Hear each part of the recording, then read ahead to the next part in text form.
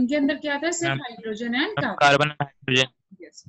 अब ये जो होते हैं ना हाइड्रोकार्बन्स, इनको भी हम लोग दो कैटेगरीज में डिवाइड करते हैं। One is called as saturated hydrocarbons and another one is called as unsaturated hydrocarbons. Saturated hydrocarbons, ठीक है। सैचुरेटेड का मतलब क्या है कि कार्बन कार्बन के बीच में सिर्फ सिंगल बॉन्ड आएगा। ओके, so carbon carbon के बीच में there is a single bond only, then you say it is a saturated hydrocarbon between carbon and carbon, तो हम इसे बोलते हैं saturated alkanes।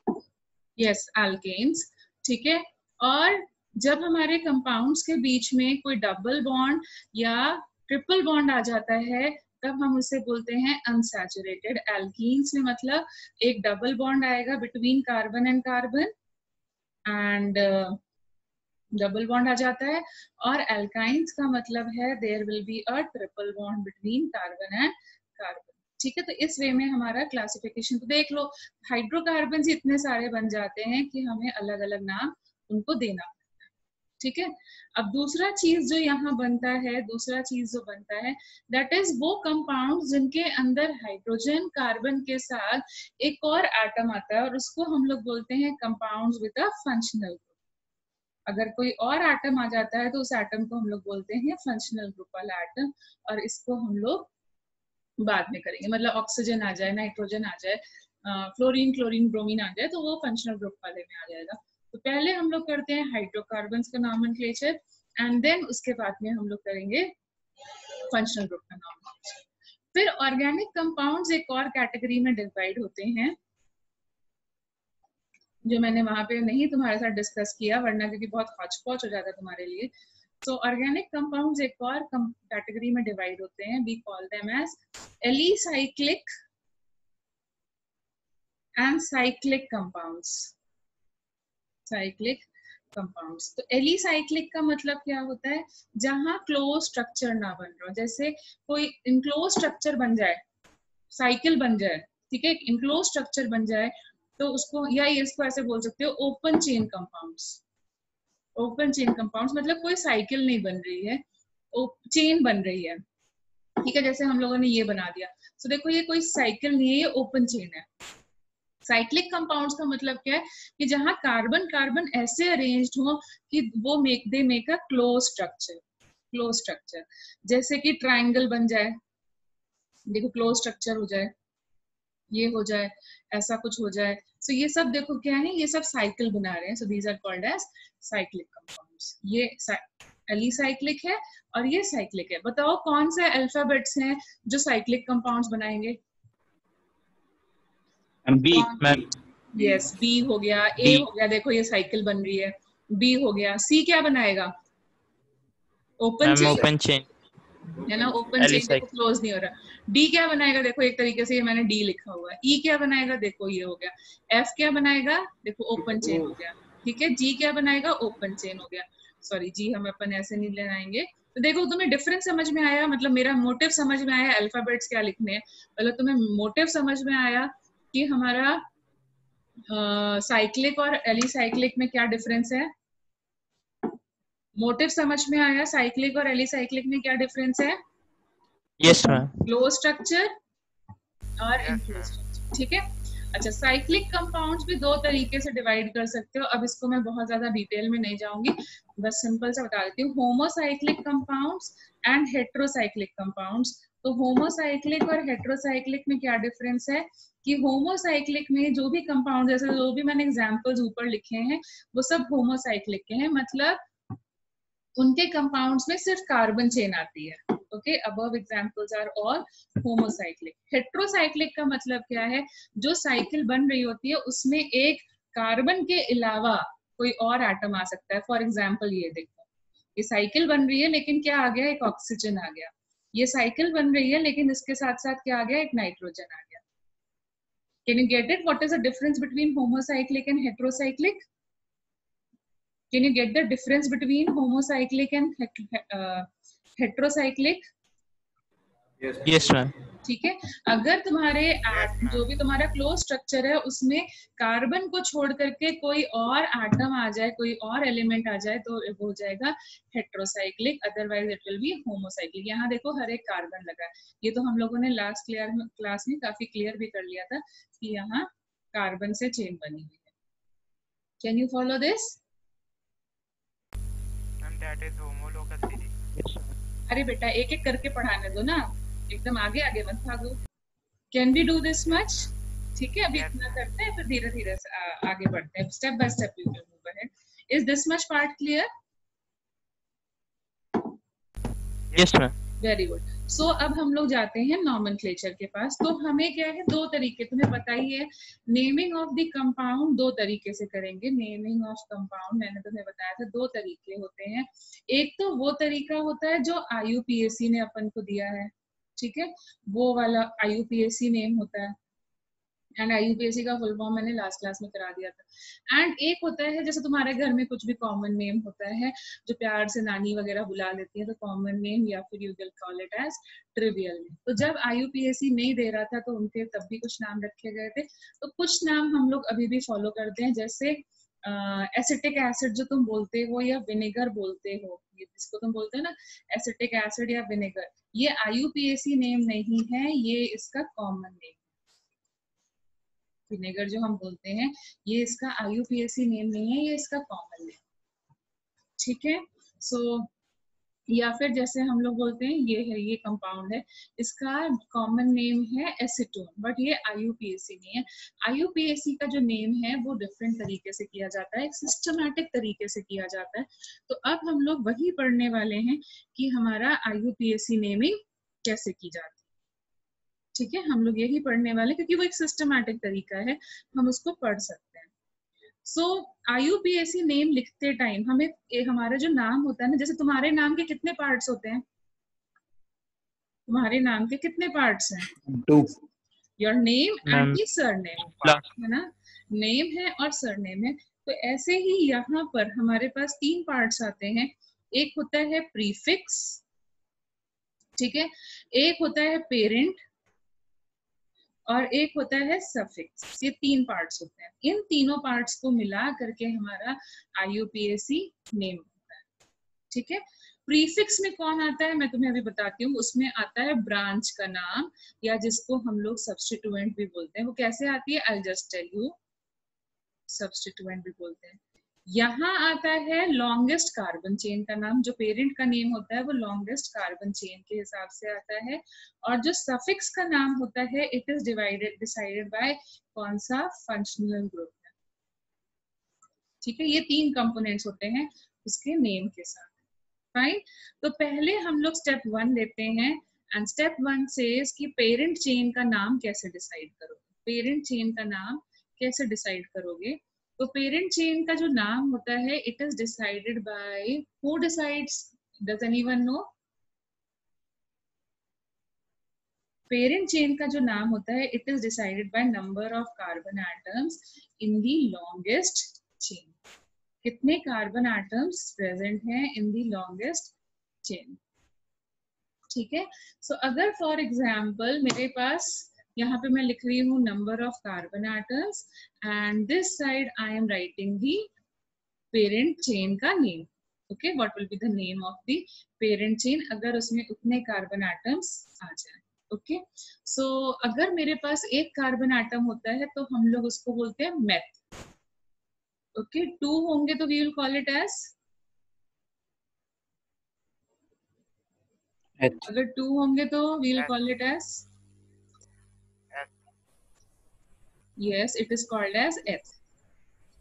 3 होंगे तो Bute. prop, 4 is called as Bute.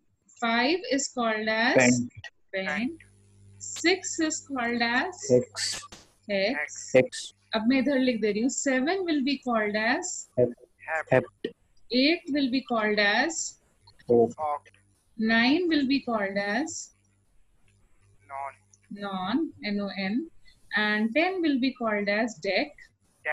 अब इससे ज्यादा हमें जरूरत नहीं पड़ती है, लेकिन अगर supposing you want to do undec, dodec, and tridec and so on. ठीक है, इतने से अपना काम, वैसे तो इससे कम पे ही अपना काम चल जाता है। Just for your extra information मैंने तुम्हें आगे का करा दिया, just for the extra information. Okay, so ये हमारा नॉमेनक्लेचर हो गया। ठीक है, अब जैसे मैं तुम्हारे को, मैं सिंपल नॉमेनक्लेचर से स्टार्ट करती हूँ। I am starting with the nomenclature of hydrocarbons. We are starting with the nomenclature of hydrocarbons. तो हाइड्रोकार्बन्स कितने तरीके के होते हैं? हाइड्रोकार्बन्स कितने तरीके के कंपाउंड्स होते हैं? और हाइड्रोकार्बन्स में भी हम लोग एलिसाइक्लिक कर रहे हैं। ठीक है, ओपन चेन वाले कर रहे हैं। ओके, उसके नाम से स्टार्ट करते हैं।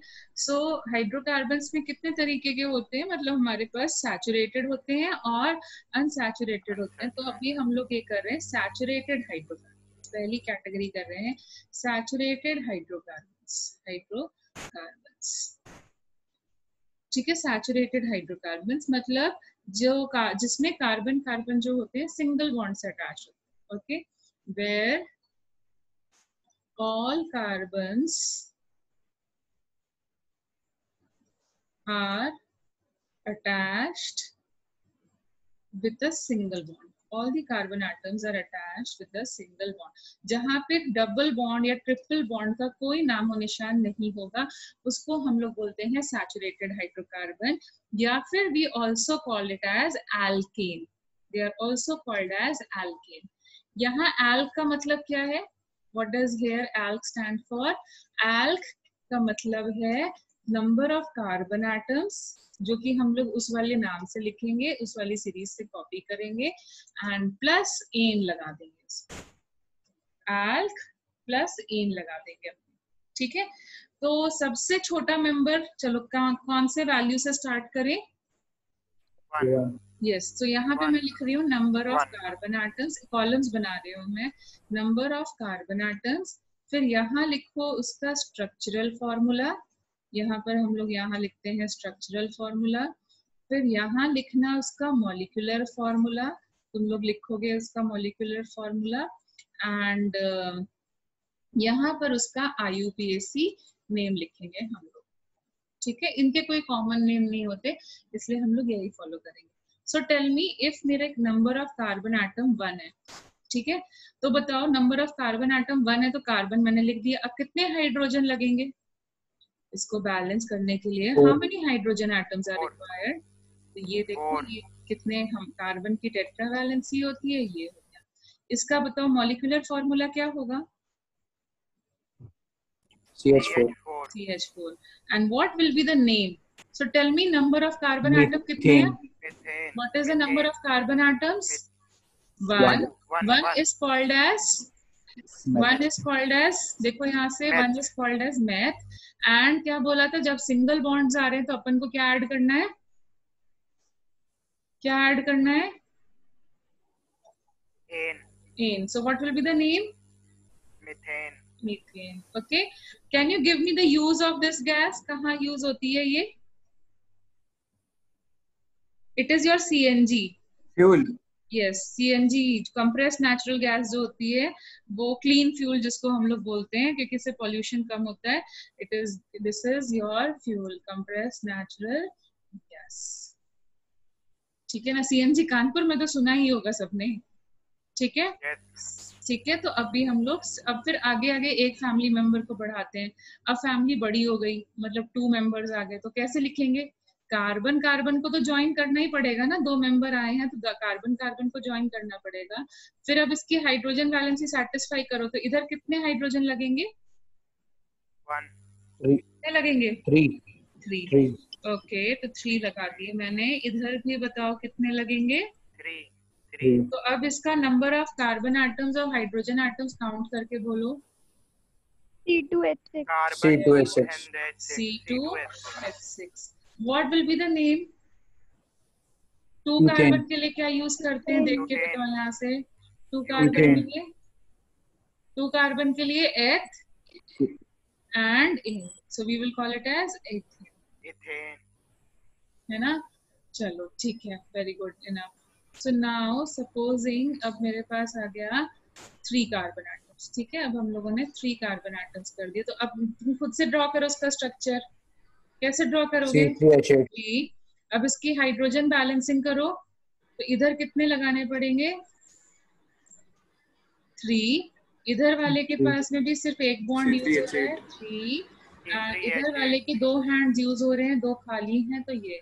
So what is the molecular formula? C3H8। और इसका नाम क्या लिखेंगे? 3 कार्बन, यस 3 कार्बन का prop, और ये क्योंकि सिंगल बॉन्डेड अटैच्ड है तो इसलिए प्रोपेन। कैन यू फॉलो कैसे करना है?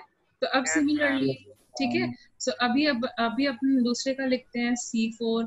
तो 4 के लिए क्या करेंगे? 1 2 3 4 ऐसे अटैच करें। एंड 5 के लिए कैसे अटैच करोगे? 1 2 3 4 5। तो बाकी मैं 5 तक करूं चलेगा?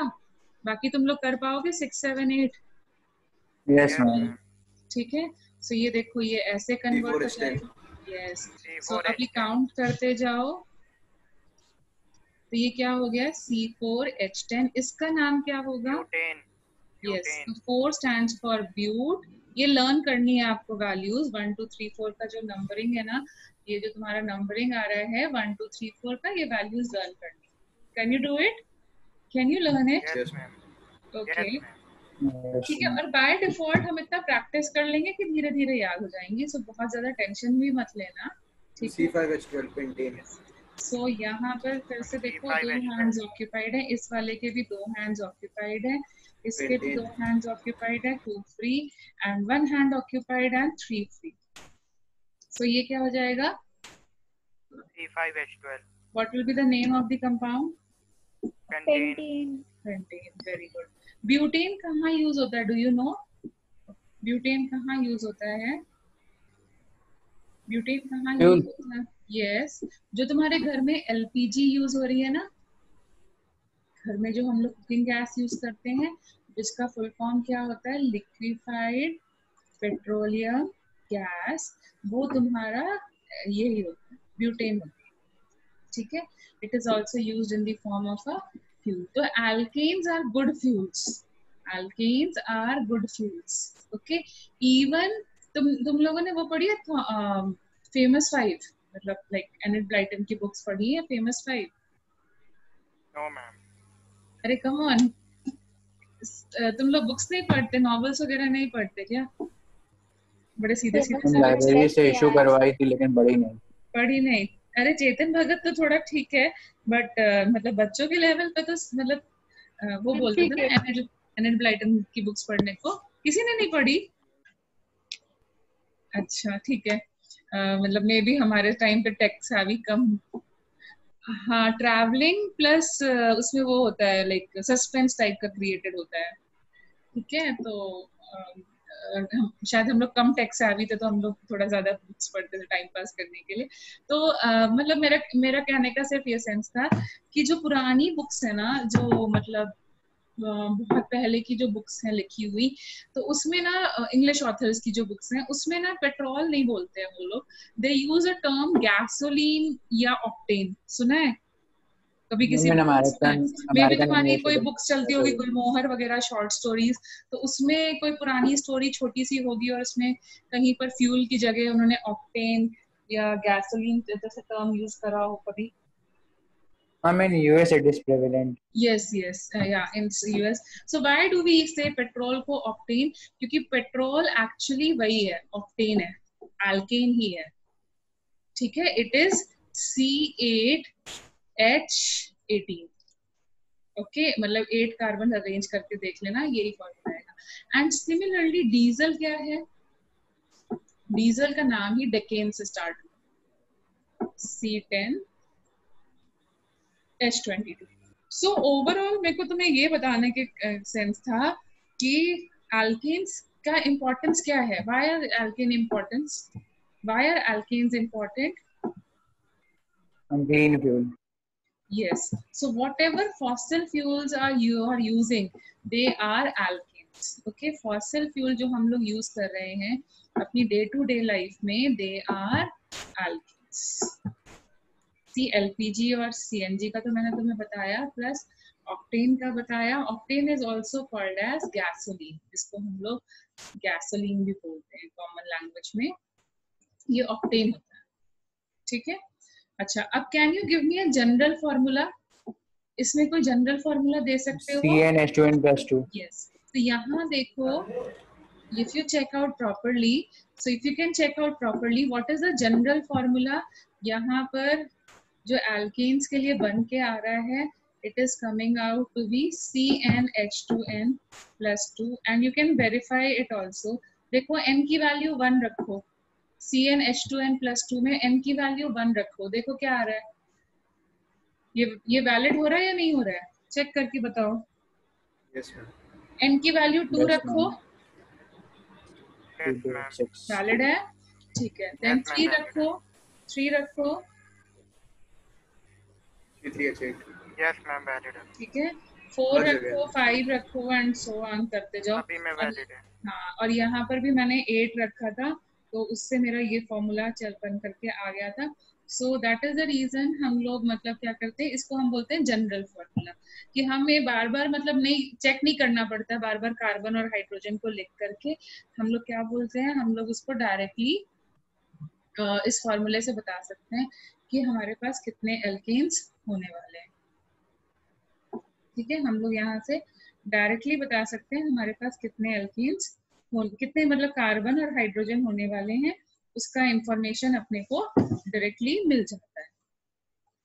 ओके, तो नाम लिखना आया, did you get the name, कैसे लिखना है अपने को नेम? Yes ma'am. ठीक है, अब देखो इसके जो भाई बंधु हैं, मतलब जो हम लोग इसको करते आ रहे थे, अब जो तुमने से किसी ने बोला था कि भाई होमोलोगस सीरीज क्या होती है, तो अब मैं तुम्हें ब्रीफली आइडिया देती हूँ होमोलोगस सीरीज क्या होती है। तो होमोलोगस सीरीज क्या होती है, उस फैमिली के मेंबर्स जो मतलब सेम जनरल फॉर्मूला फॉलो करें। Okay, so compounds which can be expressed by same general formula, compounds having same general formula, जैसे कि यहाँ पर same general formula, ठीक है। जैसे for in this case what is the general formula? CnH2n। yes, जैसे हम लोगों ने alkanes के लिए करा ना, CnH2n+2, देखो हर एक एल्केन को हम लोग इसी फॉर्मूले से एक्सप्रेस कर सकते हैं, इसलिए हम लोग इसको बोलते हैं this is a homologous series. Okay, अब दूसरा रीजन क्या है, अब इस कार्बन में ये C3H8 और C4H10 में कितने कार्बन का डिफरेंस आ रहा है? 1। और कितने हाइड्रोजन का डिफरेंस आ रहा है? 2।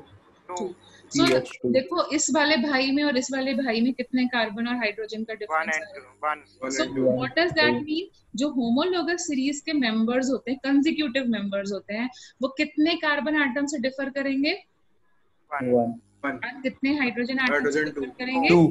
ठीक है, तो अगर मुझे यहाँ पर मुझे सपोजिंग ऑक्टेन का फॉर्मूला लिखना हो, यहाँ पे मुझे फॉर्मूला लिखना ऑक्टेन का, सो मुझे कितने कार्बन एटम का डिफरेंस आएगा? 3 का, so C5+3 और यहाँ पे 3 into 2 कर देंगे, तो क्या फॉर्मूला बनेगा बोलो? C8H18। समझा ना? या तो n की वैल्यू डायरेक्टली पुट कर देना, या फिर इसमें एक कार्बन और 2 हाइड्रोजन एक मेंबर के लिए ऐड करते जाओ, जो उसका बड़ा भाई होगा उसमें और उसमें कितने का डिफरेंस आएगा? 1 carbon and 2 hydrogen. So consecutive members of homologous series, consecutive members of homologous series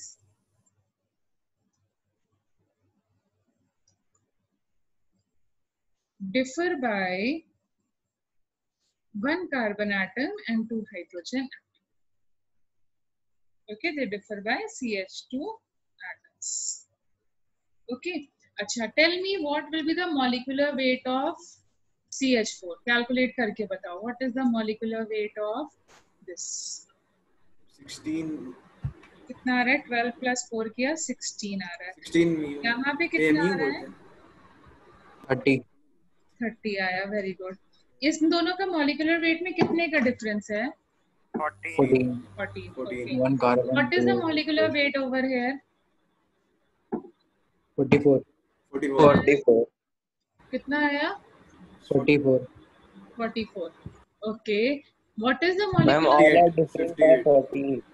What are you saying? All the difference are 14. Ma'am, all are differing Yes, by yes. 14 Yes. CH2 unit. Okay, why One it is carbon different and two by- hydrogen yes. atom. 1 carbon and 2 hydrogen का 6 difference plus आ रहा है. That means molecular weight 12 भी plus कितने से 2. differ कर रहा होगा?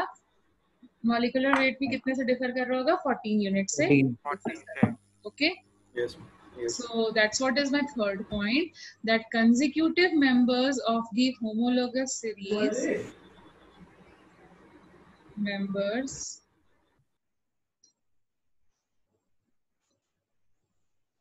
of homologous series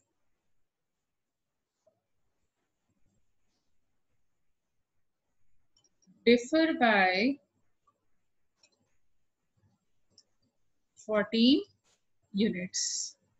ठीक है, क्योंकि एक कार्बन का वेट 12 यूनिट्स और एक हाइड्रोजन का वेट 2 यूनिट्स, तो 14 यूनिट से डिफर करने लगेगा. ठीक है, तो इसलिए हम लोगों ने इसको वो किया है.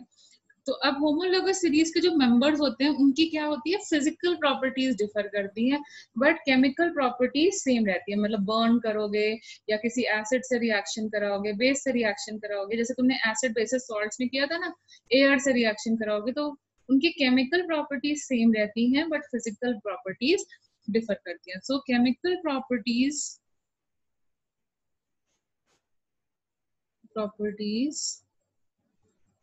of members of homologous series is same. Members of homologous, एक फैमिली के जो मेंबर्स हैं उनकी केमिकल प्रॉपर्टीज वो सेम रहती हैं, आर सेम. ओके, वो किस में डिफर करते हैं? दे डिफर इन बताओ किस में डिफर करेंगे? Physical properties. No. They differ in Physical physical properties. Yes. अब मैं तुम्हें इसका पॉइंट भी देती हूँ. सो टेल मी, जैसे फॉर एग्जांपल मैंने CH4 से लेकर के C4 मतलब ब्यूटेन तक की बात करी थी, तो ये बताओ यहाँ तक के जो मेंबर्स हैं वो कैसे हैं? सॉलिड, लिक्विड और गैस. CNG से लेके तो यहाँ तक के जो मेंबर्स हैं Yes, sir. एल्केन में वो कैसे हैं? They exist in the form of gas at room Gas. फिर C5H12 से लेकर के हम लोग जाते हैं C12 Liquid. H24 तक. तो मैंने देखो यहाँ पे ऑक्टेन आ रहा है, यहाँ पे डीजल आ रहा है, यहाँ पर मतलब Liquid. डीजल आ रहा है, यहाँ Liquid. पेट्रोल आ रहा है, मतलब इसमें केरोसिन भी आता है, यहाँ Liquid. ATF भी आते हैं. ATF पता है ना क्या होते हैं? Aviation turbine Yes, fuel, yes. जिससे मतलब पेट्रोल Aeroplane. एरोप्लेन. Aeroplane. हाँ, तो ये कैसे? 24 होगा कि 26? क्या? 26 Sorry, होगा, ma'am. 26 S26 होगा. Yes, yes, yes. So tell me, ये कैसे एग्जिस्ट करते हैं? Ma'am, liquid state. They exist in the form of liquid at room temperature. फिर जो हमारे C12 से लेकर के ना somewhere around C20 तक के members होते हैं ना, वो कैसे एग्जिस्ट करते हैं? C13, 26, 28 and ये हो जाते हैं H42. ठीक है, ये कैसे होते हैं? ये सेमी सॉलिड फॉर्म में होते हैं. जैसे कि जो तुम्हारे ल्यूब्रिकेंट्स, ग्रीस, ये सब देखा है? Have you seen lubricants, Yes, ma'am. Grease, ये सब देखी है ना? Yes, ma'am.